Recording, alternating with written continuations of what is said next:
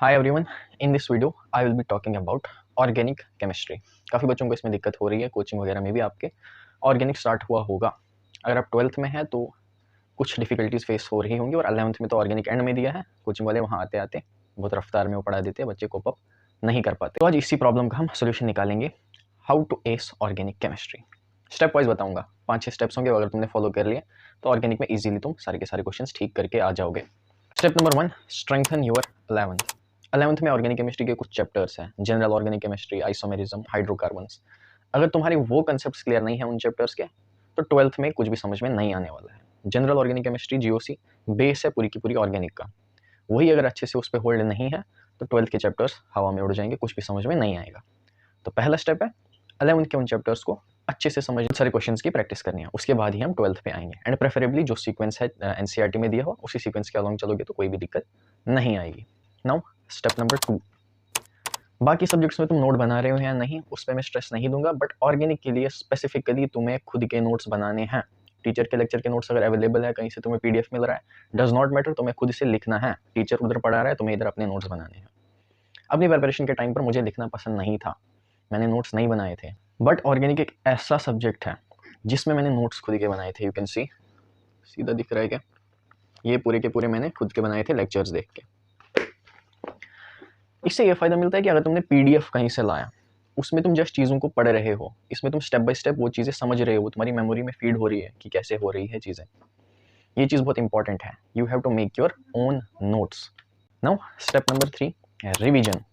बार बार ऑर्गेनिक को रिवाइज करना है। 4 लेक्चर्स अगर देख लिए, रिवाइज नहीं किए, पहला लेक्चर क्या होगा तुम्हें बिल्कुल भी उसका कोई आइडिया नहीं है कि यार ये क्या हो रहा है, ये प्रोडक्ट कैसे बन रहा है इस रिएक्शन में।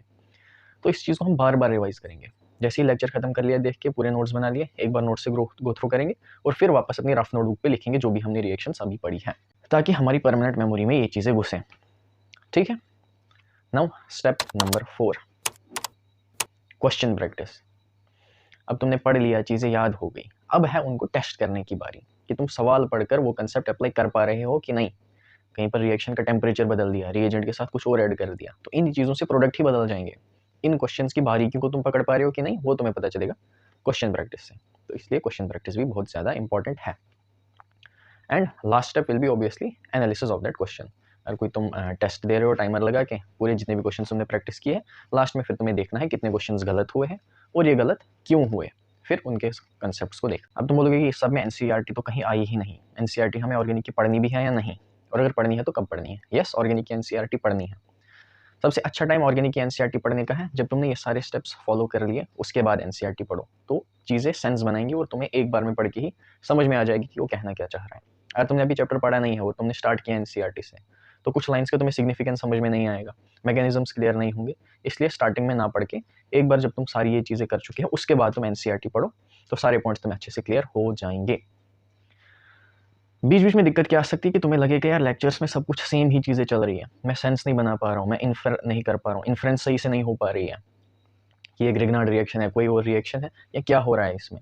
तो उसके लिए आपको पेशेंस रखना पड़ेगा। जैसे जैसे ऑर्गेनिक का जितना पोर्शन कवर होता जाएगा, जितने रिविजन आप करोगे, तो things will start making sense to you. उसके लिए पेशेंस चाहिए। इसके अलावा और कोई दिक्कत अगर तुम्हें हो रही है, you can write down in the comment section whatever problem you are facing, I will try to answer all those queries. तो बस आज की वीडियो में यही था। Do share with your friends and like this video. Comment down your queries. I'll see you in the next one. Bye.